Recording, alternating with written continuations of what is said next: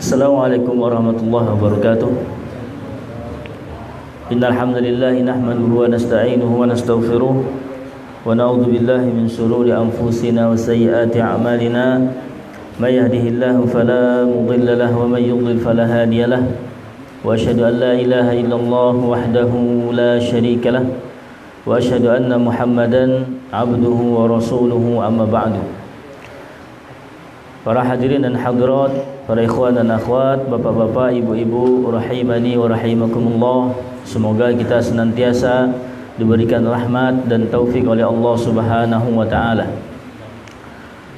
Para ikhwan dan akhwat, kita berharap memohon kepada Allah Subhanahu wa taala ilmu yang bermanfaat dan amal yang soleh. Sebagaimana kemarin kita singgung bahwasanya jalan siratal mustaqim yang kita pinta, ihdinas siratal mustaqim, adalah jalan yang dibangun dengan dua hal, yaitu al-ilmun nafi', ilmu yang bermanfaat, wal amalus salih, dan amal yang salih. Korelasinya kemarin kita sebutkan, al-ilmun nafi', ilmu yang bermanfaat adalah tatkala ilmu tersebut diamalkan.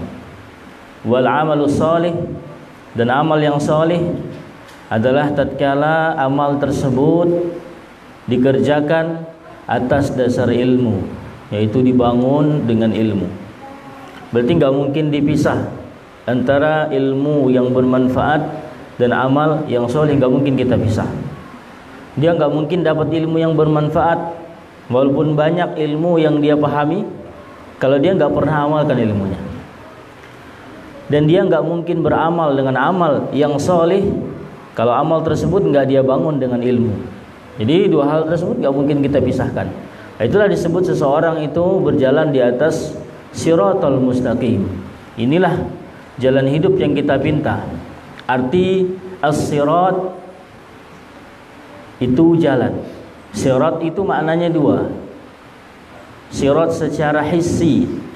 Hissi itu yang bisa kita indra, bisa kita lihat, bisa kita pegang, bisa kita rasa. Itu namanya hissi, yang bisa kita indra. Sirat hissi itu nanti ketika kita di akhirat, yaitu menyeberangi sirat Allah itu, yang seperti rambut dibelah berapa itu. Kemudian sirat maknanya yang kedua adalah sirat secara maknawi. Secara maknawi yang gak bisa kita indra. Kalau sirat secara maknawi adalah sirat ketika kita di dunia ini, yaitu kita berjalan di atas jalan yang ditempuh oleh Rasul dan para sahabat, yang kita sebut dengan manhaj as-salafus salih. Itulah sirat. Untuk apa disebutkan lagi kata mustaqim? Sirat secara bahasa Arab, jalan bahasa Arab itu kadang dibilang dengan kata sirat, kadang jalan dibilang dengan kata asy-syari'. Itu juga jalan. Apalagi satu lagi ya, 3 kalau nggak salah. Thorik. Sirat itu jalan, syari' juga jalan, thoriq juga jalan. Nah, sirat itu jalan yang lurus dan luas. Mustaqim apa artinya? Mustaqim artinya lurus. Sudah dibilang kata sirat itu sudah cukup sebenarnya. Tapi Allah tambah lagi dengan kata al-mustaqim untuk menunjukkan bahwa jalan tersebut adalah jalan yang benar-benar lurus mengantarkan seseorang ke surga. Tapi dia harus betul-betul istiqomah di situ, mustaqim. Orang berada di atas jalan tersebut harus betul-betul istiqomah, jangan melenceng ke kiri dan ke kanan. Nah, yang kita minta kepada Allah, ihdinas siratal mustaqim, ya Allah tunjukilah kami sirat al-mustaqim, yaitu kita minta kepada Allah dua-duanya. Sirat di dunia secara maknawi, yaitu kita berada di atas jalan manhaj salafus salih, dan sirat ketika kita di akhirat bisa menyeberang siratnya Allah Subhanahu wa taala. Kita bermohon kepada Allah, mudah-mudahan kita terus berada di atas jalan siratal mustaqim di dunia sehingga kita akan mudah melewati siratnya Allah di akhirat nanti. Para ikhwan dan akhwat, kita bertemu kembali dalam pembahasan kita, yaitu fikih Syafi'i.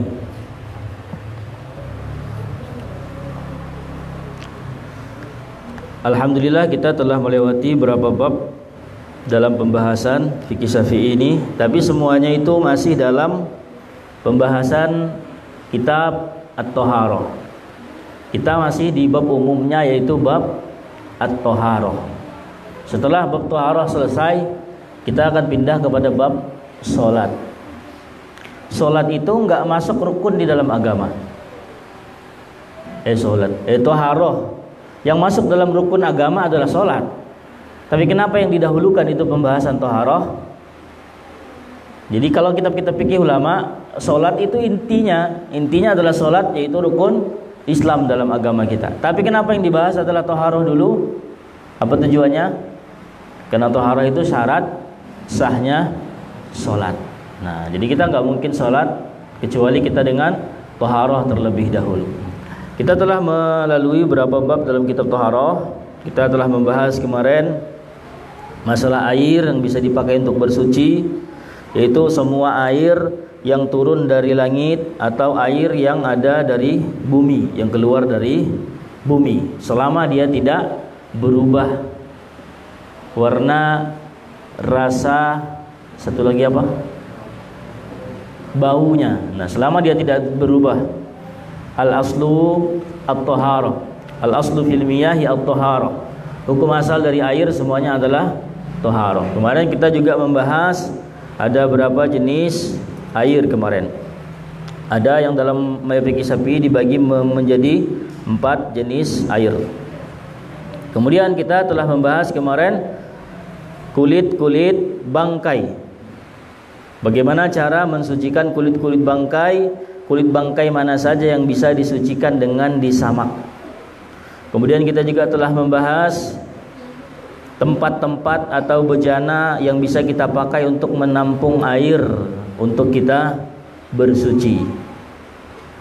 Kemudian disebutkan boleh kecuali yang dari emas dan perak. Kemudian kita telah membahas masalah siwak. Habis itu membahas rukun-rukun dalam berwudu, kemudian sunnah-sunnah wudu, kemudian istinja, habis itu adab-adab dalam istinja, kemudian pembatal-pembatal wudu. Nah, itulah bab terakhir yang kita bahas, bab pembatal-pembatal wudu.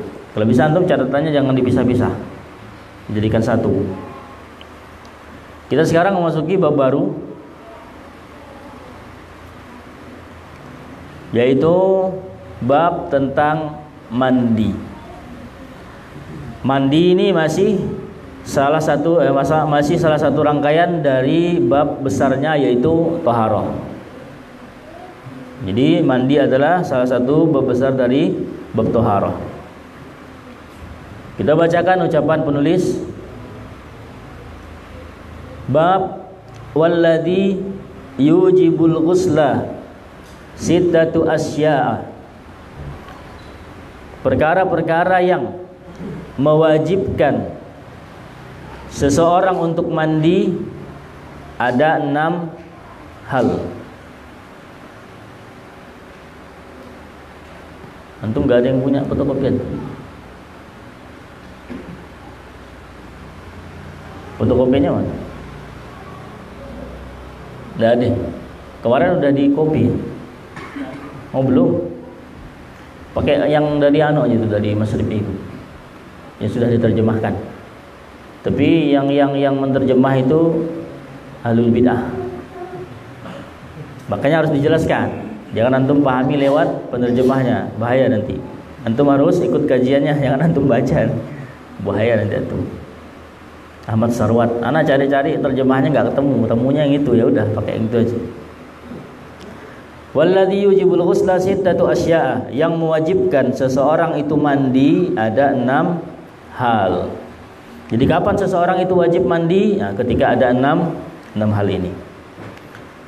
Salah satun tashtariku fiha ar-rijalu wan nisa'u. Ada 3 hal yang hukumnya sama baik bagi rijal laki-laki maupun an-nisa yaitu perempuan. Ini hukum yang sama antara laki-laki dengan perempuan. Ada berapa? Ada ada 3. Wahia, dia adalah pertama iltiqaul khitanaini, bertemunya khitanaini. Apa arti khitan? Disunat ya kan?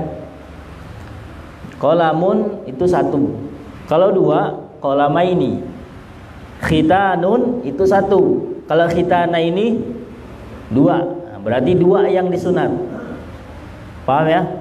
Bertemunya 2 yang disunat itu mewajibkan dia mandi. Pertanyaannya, laki-laki kalau disunat sampai mana? Agak-agak biar jelas ya, sampai kepala ya kan? Kalau dia masuknya dan sampai kepala, wajib mandi enggak? Ini kepala nih. Kalau dia masuknya di ujung tipis ya gitu kan? Enggak wajib mandi dia. Kalau sampai kepala baru wajib mandi. Paham ya? Karena ini yang disunatkan sampai kepala. Makanya disebut tuh iltiqaul khitanaini, bertemunya 2 yang dikhitan, yang disunat. Jelas ya? Yang belum nikah? Nah, bisa dibayangkan. Ijan, sebayangkan. Kemudian yang kedua, inzalul mani, mengeluarkan mani. Mengeluarkan mani itu sebabnya ada 3. Mengeluarkan mani sebabnya ada 3. 1, karena iltiqaul khitanaini. Iltiqaul khitanaini itu kalau bahasa sebagian kitab jima namanya. Paham ya? Bahasa halusnya al-wata'u, wato'. Menginjak, bahasa halusnya wato'. Orang kalau berjalan itu namanya wato'. Orang jima itu disebut wato', bahasa halus, bahasa sindiran. Di Rasul itu menjaga bahasa nggak terlalu wah gitu kan. Bahaya nanti. Salah satu sebabnya adalah jima, yaitu iltiqaul khitanaini. Kemudian yang kedua, keluar mani gara-gara mimpi. Yang ketiga, keluar mani gara-gara nyabut.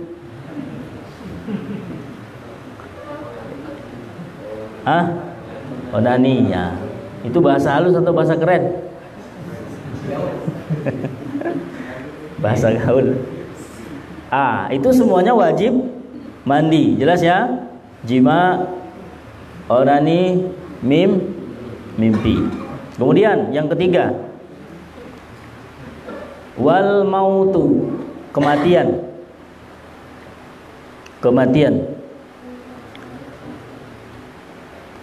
Jadi itu 3 hal yang mewajibkan mandi, baik bagi laki-laki maupun perempuan. Pertama jima, bertemunya 2 khitan.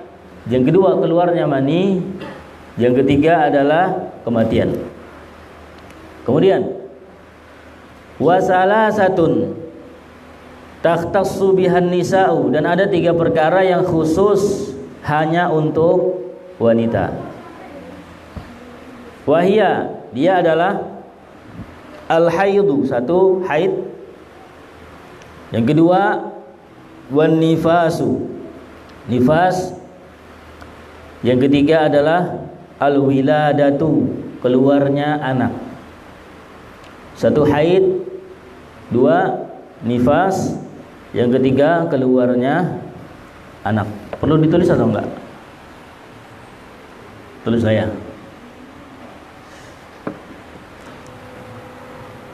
Itu keren lalu tuh, mantap.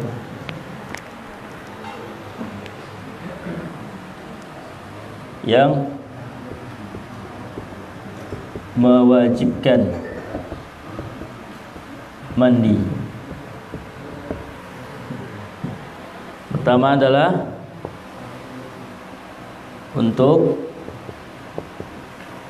laki-laki dan wanita. Pertama, bertemunya dua yang dikhitan dalam kurung jima. Ini hal pertama yang mewajibkan seseorang itu mandi. Bertemunya dua yang dikhitan, yang disunat. Jadi batasnya itu yang disunat. Kalau laki-laki kepalanya itu masuk sampai kepalanya, itu baru dia wajib mandi.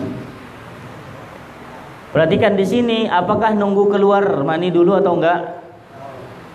Hah?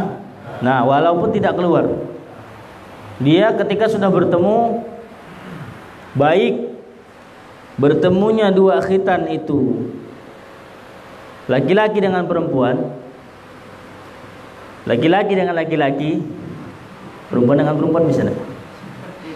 Bisa dan bisa. Laki-laki dengan banci, laki-laki dengan binatang, jelas perempuan dengan binatang, semua yang penting sudah masuk ke dalam kemaluan, itu wajib dia mandi. Boleh enggak? Ya boleh, hukumnya beda lagi lah. Hukumnya dia mandi atau enggak, dia wajib mandi. Boleh enggak kalau dengan binatang? Nah, itu beda lagi urusannya. Baik dengan suami yang sah maupun dengan yang bukan suami istri. Kalau bukan suami istri, hukumnya beda lagi nanti, masalah perzinahan. Ini yang kita bahas adalah ketemunya dua yang dikhitan. Ketika sudah ketemu, walaupun tidak keluar mani, dia tetap wajib mandi. Yang kedua, keluar mani. Nah, keluar mani ini kita bagi menjadi tiga. Sebabnya satu, jima. Ini jelas. Yang kedua, mimpi. Nah, mimpi itu ada dua kondisi. Mimpi di situ ada dua kondisi. Satu,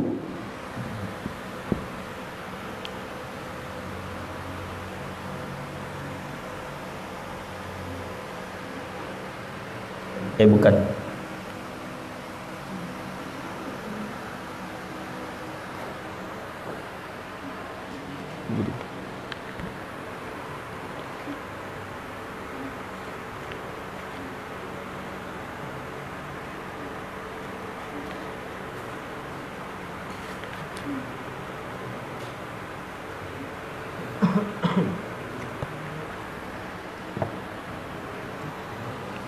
Memang mimpi ada dua kondisi.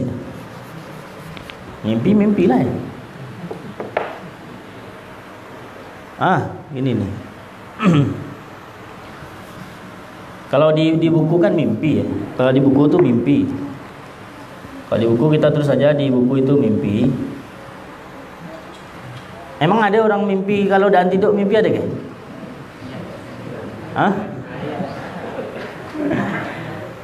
Gini ya, pokoknya di buku mimpi, cuma sebenarnya ada dua poin ya. Satu, poin pertama, tidur. Kalau dia tidur, patokannya adalah ketika dia bangun ada basah. Itu disebut dengan ulama balal, namanya basah. Dia tidur, kemudian dia mimpi. Di dalam mimpi dia rasakan sedap. Kemudian bangun-bangun dilihatlah basah. Maka dia mandi atau enggak? Mandi. Yang kedua, dia tidur, mimpi, sedap dia rasa di dalam mimpi tersebut. Tapi bangun-bangun enggak ada yang basah. Mandi atau enggak? Enggak mandi. Patokannya adalah basah. Kemudian yang ketiga, yang ketika dia tidur, dia enggak ngerasa mimpi atau apa, enggak dikejar hantu, enggak dikejar apa, enggak merasa mimpi dia. Tapi bangun-bangun kok basah. Nah, ini antara itu bubuk atau keluar mani. Yang mana yang betul? Itu bubuk atau keluar mani? Kalau basah, walaupun dia enggak mimpi di dalam tidur, tetap dia mandi. Jelas patokannya ya. Patokannya itu basah. Tahu ya, mani ya. Mani itu agak kental, baunya khas, bau amis kalau basah. Kalau dia kering, bau apa? Bau kering. Nah, Itu yang kalau tidur. Yang kedua, kalau dia bangun. Kalau dia bangun, patokannya ketika keluar mani disertai rasa sedap. Nah, mau bahasa yang lebih halus tuh apa ya? Tahu lah. Biar paham. Yang belum nikah sangat dalam gila mikirkannya. Kedua, yang dia bangun. Dia bangun, enggak tidur dia. Kemudian keluar mani dan dia rasakan sedap di situ. Kalau dia rasakan sedap, berarti dia wajib mandi. Pertanyaan, ada nggak orang bangun kemudian keluar mandi tapi nggak ngerasa sedap? Ada nggak? Ada orang sakit itu. Dia nggak kuat lagi uratnya itu buat menahan. Kayak orang beser, kan ada orang beser kan keluar aja gitu kan? Nah, ada. Kentut ya. Nah, itu namanya dia nggak ngerasa sedap di situ. Keluar aja nggak paham dia keluar. Berarti dia nggak wajib mandi di situ. Patokannya kalau dia bangun, patokannya harus ada rasa wah di situ, sedap. Nah, paham ya? Kemudian yang ketiga, mati. Mati berarti mayat disuruh mandi sendiri ya. Kalau dia mati ya orang yang memandikan. Hukum yang memandikan fardu kifayah. Tapi tetap harus dimandikan mayat tersebut kecuali yang mati syahid. Kalau mati syahid nggak perlu dimandikan. Nah, ini 3. Kemudian apa tadi lagi babnya? Untuk perempuan. Nah, khusus perempuan. 2 khusus wanita. 1 haid.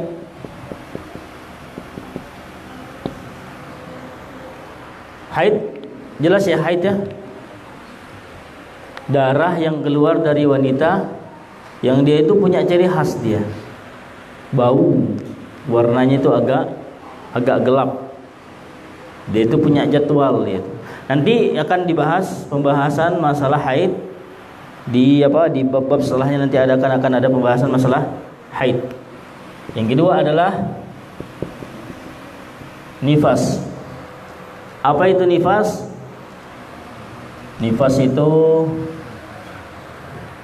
ada sih sebenarnya nanti. Enggak apa-apa, kita tulis saja nifas itu darah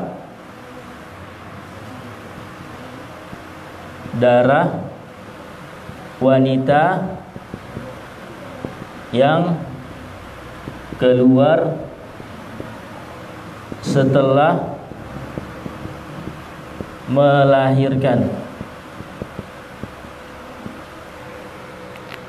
Ini mazhabnya Syafi'i.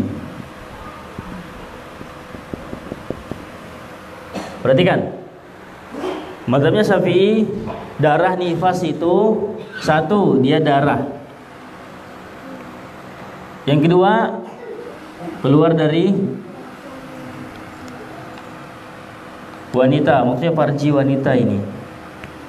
Rahim. Darah yang keluar dari rahim wanita. Syarat yang ketiga adalah setelah melahirkan. Jadi mazhabnya Syafi'i.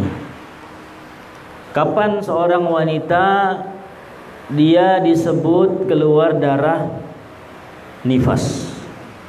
Ini perselisihan yang sangat panjang dan luas. Imam Ahmad saja mengatakan, aku belajar masalah darah ini kalau nggak salah 40 tahun. Kata Imam Ahmad, masalah darah itu susah, perselisihannya panjang. Kita ambil saja, karena kita belajar fikih Syafi'i, kita ambil saja menurut mazhab Syafi'i, nifas adalah pertama darah. Kalau bukan darah, bukan nifas. Keluarnya dari rahim, dari kemaluan wanita, jalur dari rahim kemudian keluar ke kemaluan wanita. Yang ketiga syaratnya setelah melahirkan. Bagaimana? Kalau keluarnya itu ketika pembukaan. Orang kalau mau melahirkan kan ada pembukaan, kontraksi itu kan. Kan ada keluar tanda namanya kan. Nah, keluar tanda itu dia masuk dalam nifas atau enggak? Karena konsekuensinya apa? ketika kita katakan dia itu nifas, berarti dia nggak boleh sholat, nggak boleh puasa, nggak boleh sholat. Tapi kalau kita katakan dia itu darahnya nifas atau tanda keluar tanda yang ketika ingin melahirkan itu nifas, berarti dia nggak perlu sholat, nggak perlu puasa. Kalau bukan nifas, dia harus sholat, harus berpuasa. Paham nggak? Nah intinya mazhab Syafi'i itu mengatakan darah nifas patokannya keluarnya setelah melahirkan, bukan sebelum, bukan bersamaan.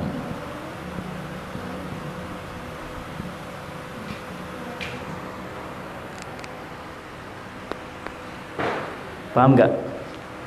Jadi patokannya darah nifas dalam mazhab Syafi'i itu keluarnya itu setelah keluar anak, kemudian keluar darah. Kalau keluarnya keluar tanda, dia keluar darah, anaknya belum keluar, itu bukan nifas. Atau keluar anak, kemudian keluar juga darah bersamaan dengan itu juga bukan nifas. Berarti di situ dia masih wajib untuk sholat. Itu mazhab Syafi'i itu berat memang. Perempuan kadang-kadang mau melahirkan guling-guling dia kan, guling ngelincar ya, putar-putar ya. Nah, mampu nggak dia sholat? Makanya kalau dia nggak mampu sholat, setelah dia mampu sholat setelah melahirkan, dia harus qadha. Ketinggalan sholat ini harus dia qadha. Antum belajar mazhab Syafi'i, wanita akhwat yang belajar mazhab Syafi'i, dia harus memegang pendapat ini. Soalnya nanti dia belajar lagi, bandingkan pendapat ulama yang mana yang lebih kuat. Tapi memang kalau secara asal, nih perhatikan secara asal ya, nifas. Apa arti nifas? Nifas dalam bahasa Arab itu adalah melahirkan.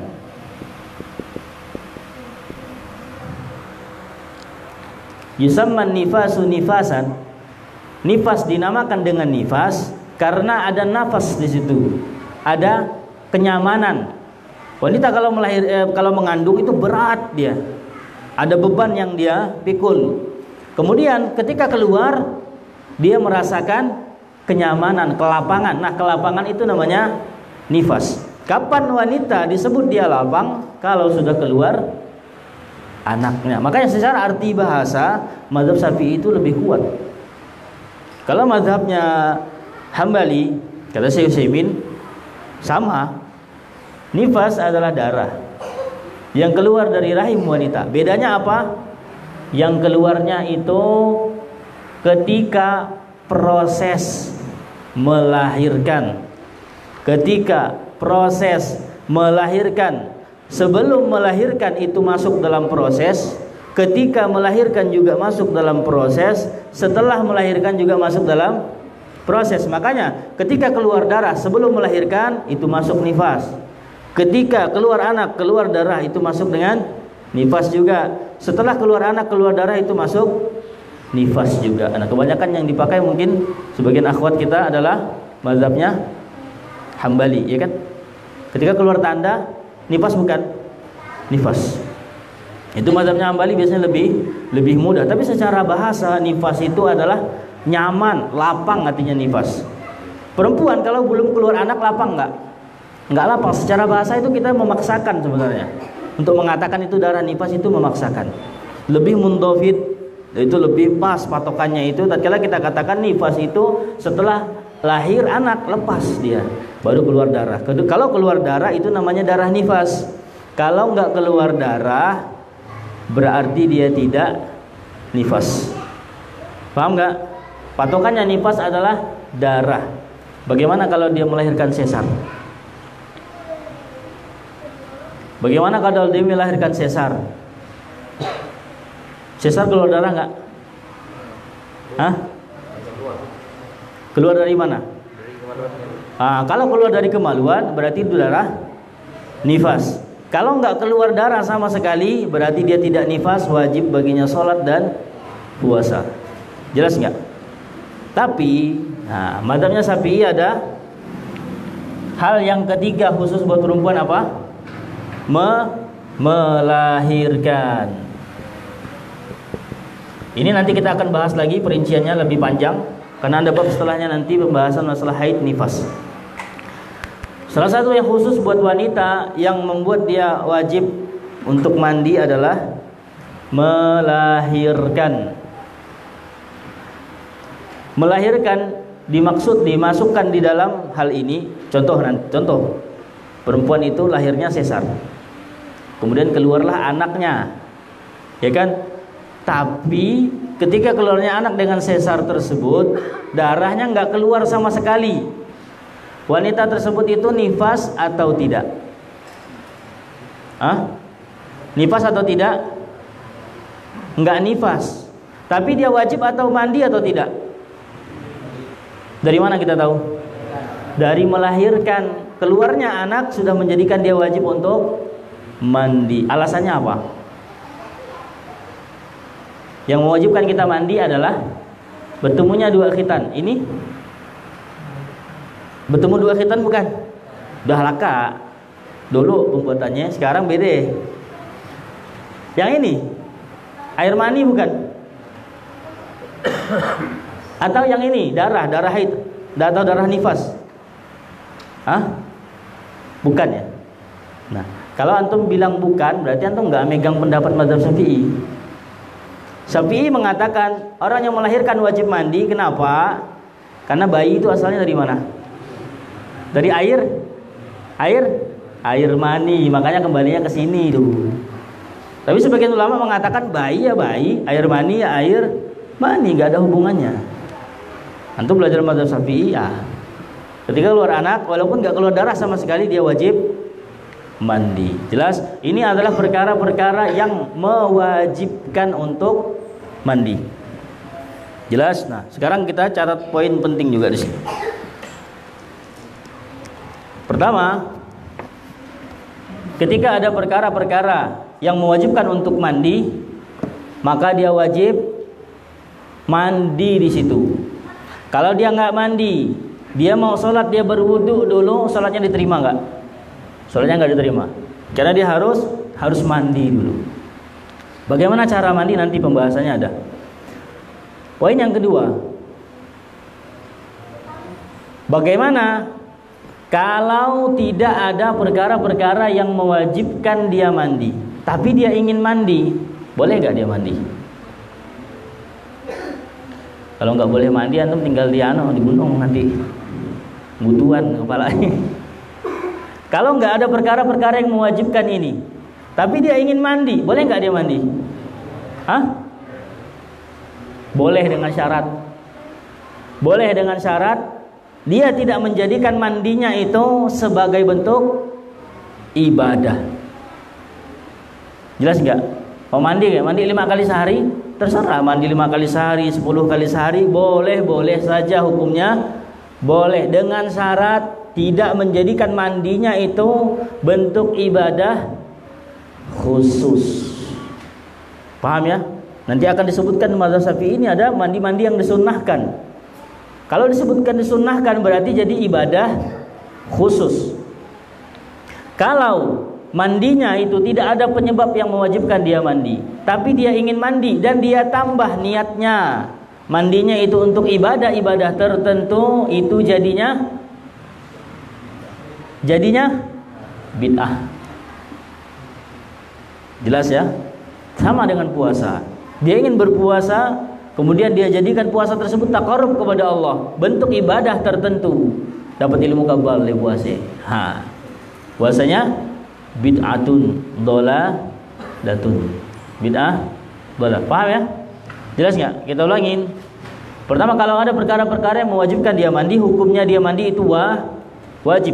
Kalau nggak ada yang mewajibkan dia mandi, tetapi dia ingin mandi, boleh saja dia mandi dengan syarat tidak dia jadikan ibadah khusus. Kalau dia jadikan mandi tersebut ibadah khusus, mendekatkan diri kepada Allah atau mendatangkan pahala atau dapat berkah keuntungan tertentu, itu jadi bid'ah.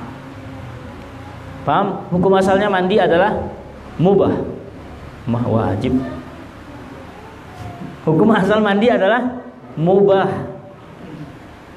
Dia menjadi wajib kalau ada yang mewajibkan mandi.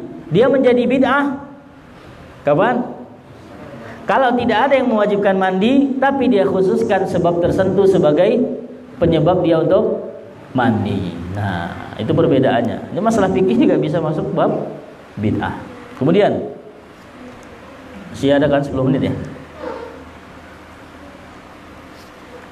Kemudian kita lanjutkan. Nah, sekarang cara mandi. Rukun-rukun dalam mandi. Faraidul ghusli salah satu asya'a. Rukun-rukun dalam mandi ada 3 perkara. Pertama, an-niyatu, niat.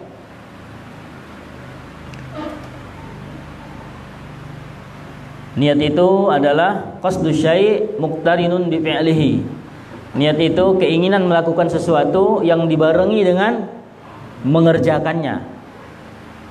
Keinginan di dalam hati yang diiringi dengan mengerjakannya, bukan ucapan dalam lisan, bukan.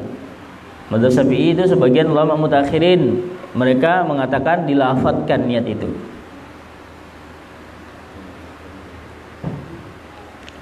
Kemudian yang kedua adalah wa izalatun najasati, menghilangkan najis-najis in kanat ala badanihi, jika ada pada badannya. Jadi sebelum dia mulai mengguyurkan badan, dia harus bersihkan dulu seluruh najis yang ada di badannya, di kemaluan, dimanapun yang ada najisnya dia harus buang dulu.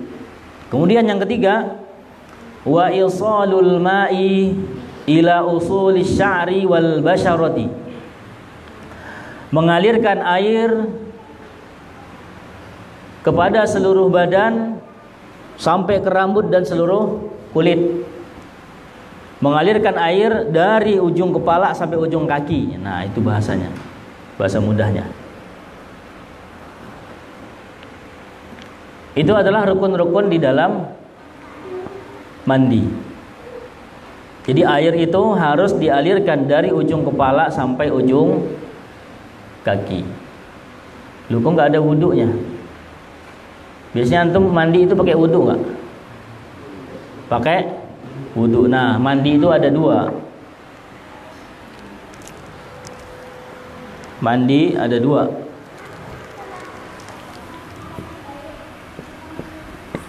Satu namanya mujzi, sekedar sah. Yang kedua kamal, yang sempurna.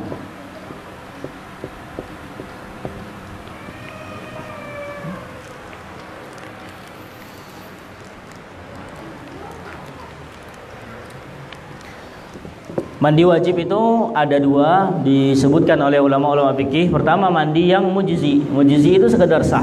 Mana yang sekedar sah? Yang tadi terpenuhi 3 rukun mandi tadi. Dia sudah berniat mandi, kemudian dia bersihkan najis-najisnya, habis itu dia alirkan seluruh air di badan sampai dari ujung kepala sampai ujung kakinya. Langsung terjun ke sungai boleh enggak? Nah, boleh. Nah, berkapak di laut, di parik boleh. Yang penting dia sudah berniat dulu. Dia berniat mandi, kemudian dia berkapak di laut, nah sah sudah mandinya. Jelas ya? Nah, itu namanya mandi yang mujzi, sekedar sah. Yang kedua yang kamal. Nah, yang kamal nanti kita bahas ditambah dengan sunnah-sunnah mandi. Nanti ada pembahasan sunnah-sunnah mandi. Nah, perhatikan sekarang catatan buat para akhwat. Buat akhwat, mandi bagi mereka kan ada 2, ya kan? Satu mandi junub dari jima. Yang kedua mandi haid dan nifas. Kalau mandi junub, rambutnya misalnya tebal, rambutnya tebal, udah diikat, repot kalau mau dibuka basah, dibasahin itu repot. Nah, kalau dia mandinya itu mandi junub, mandi dari jima, dia cukup menyiramkan air di kepala sampai dia usap-usap gitu, cukup Siramkan sebanyak 3 kali dari kepalanya. Tapi kalau mandinya itu mandi haid atau mandi nifas, dia harus buka dandanan ikatan rambutnya, kemudian dia harus masukkan air benar-benar sampai ke kulit-kulit kepalanya masuk. Kenapa itu dibedakan? Karena kalau mandi jima itu mungkin sehari bisa 2 kali mandinya, ya kan? Kalau mandi junub, mandi haid itu mungkin sebulan sekali. Ya, itu normalnya, ya kan? Kalau mandi nifas, lama. Dapat anak baru mandi nifas. Kalau junub harus buka, harus basah. Ngamuk nanti dan diberi antum. Antumnya ngamuk juga. Nah, biar nggak repot, mandinya cukup disiramkan tanpa harus betul-betul masuk ke dalam kepalanya. Mungkin sebagian, ini sebagai penutup. Bab setelahnya kita akan lanjutkan. Mungkin sebagian akhwat itu mengatakan repot, susah, harus dikeramas betul-betul, lama keringnya itu. Nah, makanya jawaban kita adalah hidup ini adalah ujian.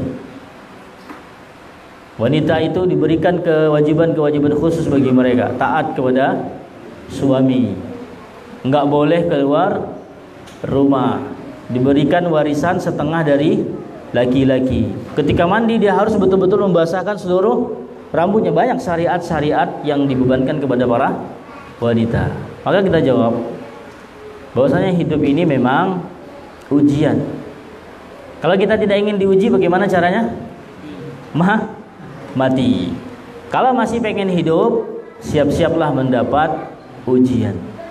Allah Subhanahu wa taala berfirman, "Inna ja'alna ma'alal ardi zinatan laha linabluwahum ayyuhum ahsanu amalan." Sesungguhnya kami menjadikan apapun yang ada di muka bumi ini yang hidup. Mereka merasa makhluk hidup, semua dijadikan perhiasan bagi mereka. Linabluwahum ayyuhum ahsanu amala, sebagai ujian bagi mereka. Dilihat hidup orang kafir itu bebas. Mau dia berjima berapa kali, nggak ada kewajiban mandi. Kalaupun orang muslimah, dia harus mandi. Sekali berjima mandi lagi. Nanti sehari suaminya minta 5 kali, mandi 5 kali. Berat. Gile lah. Itulah hidup. Kalau tidak ingin diuji, dia harus masuk ke dalam kubur. Kemudian Allah juga berfirman, "Alladzi khalaqal mauta wal hayata liyabluwakum ayyukum ahsanu amalan."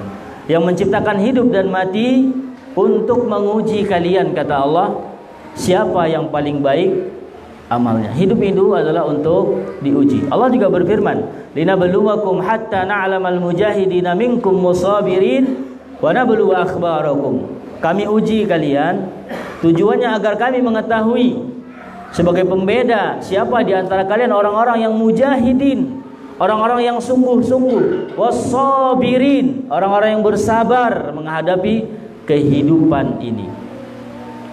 Hidup di dunia adalah memang kita untuk diuji. Bahkan Rasul sallallahu alaihi wasallam mengatakan, "Ad-dunya sijnul mu'min." Dunia adalah sijin, penjara bagi orang-orang yang beriman. Sekarang pertanyaannya, kita itu dalam hidup itu kan terjadi roda perputaran hidup. Kadang susah, kadang senang, kadang kita gembira, kadang kita tertawa, kadang kita menangis. Dalam keluarga juga banyak masalah. Bahkan kemarin sebagian ada ingin laporkan ke anak, katanya, "Ustadz, masukkan, bilang kepada ikhwan keraje, jangan sampai kalau istrinya nyuruh keraje nanti diceraikannya," katanya. Bahas sampai ke anak. Istrinya itu nyuruh kerja, bilang kepada ikhwan untuk kerja. Nanti kalau istrinya bilang kerja, nggak ngamuk, nggak diceraikannya. Nah, kemarin sampai ke anak lewat saudari anak. Hidup itu adalah ujian, baik laki-laki maupun perempuan. Kadang kita dikasih tawa, kadang kita dikasih sedih, tersenyum, bahagia. Kadang kita dikasihkan ujian yang berat. Semua itu adalah perputaran roda kehidupan. Satu yang harus kita catat dalam-dalam sebagai penghibur kita. Pertama, bukan satu, ada berapa poin. Pertama, dalam masalah keluarga. Dalam masalah keluarga, pertama, Kalau kita telah menentukan pilihan, berarti kita juga harus siap menanggung resiko. Engkau rela hidup bersamaku, aku telah memilih dirimu menjadi pendamping hidupku, berarti aku juga harus siap menanggung apapun resiko yang menghampiri hidupku dan dirimu. Nah, jadi kalau kita telah memilih, kita harus siap. Kalau nggak siap ya udah tinggalkan. Tapi kalau kita sudah memilih, berarti kita harus menanggung resiko apapun yang kita dapatkan. Kita masih ingin bersama dia, ya udah tanggung resikonya. Harus siap menanggung resikonya. Yang kedua, bahwasanya semua yang kita alami dalam hidup ini, takdir apapun yang menimpa kita, itu semua adalah telah Allah tulis 50.000 tahun sebelum diciptakannya langit dan bumi. Antum yakin gak? Bahwasanya semua yang terjadi, kita duduk sekarang di sini, itu telah Allah tulis 50.000 tahun sebelum diciptakannya langit dan bumi. Apapun yang terjadi pada hambanya, itu semua yang telah Allah catat di Lauhil Mahfuz 50.000 tahun sebelum diciptakan langit dan bumi. Itulah yang kita sebut dengan beriman kepada takdir Allah Subhanahu wa taala. Dan amal kita segunung banyaknya tidak akan pernah diterima oleh Allah. Perhatikan, amal kita segunung banyaknya tidak akan pernah diterima oleh Allah kalau kita tidak yakin dengan takdir Allah. Ketika kita diuji oleh Allah, kita harus yakin ini adalah takdir dari Allah Subhanahu wa taala. Kita diberikan kelapangan, diberikan kegembiraan, apapun yang terjadi di hidup kita, semua adalah takdir dari Allah Subhanahu wa taala. Itu yang nomor satu yang harus kita tanamkan di dalam diri kita. Kalau kita tidak meyakini hal itu, seluruh amal kita tidak akan diterima oleh Allah Subhanahu wa taala. Kenapa? Karena beriman kepada takdir Allah adalah salah satu dari rukun-rukun keimanan. Rukun di dalam agama itu sesuatu yang min adamihi adam. Tatkala tidak ada dia, sesuatu itu tidak ada. Dia mengatakan beriman, tetapi tidak ada rukun beriman kepada takdir, keimanannya itu tidak ada pada dirinya. Rukun itu sesuatu yang apabila dia tidak ada, hal yang lain itu juga tidak ada. Jadi kita harus yakin dulu, semua yang terjadi itu telah Allah takdirkan. Kemudian yang kedua, setelah kita yakin bahwasanya semua yang terjadi itu telah Allah takdirkan, pertanyaannya, mungkin gak Allah itu menyia-nyiakan hambanya yang beriman? Nah, itu tergantung keimanan kita saja.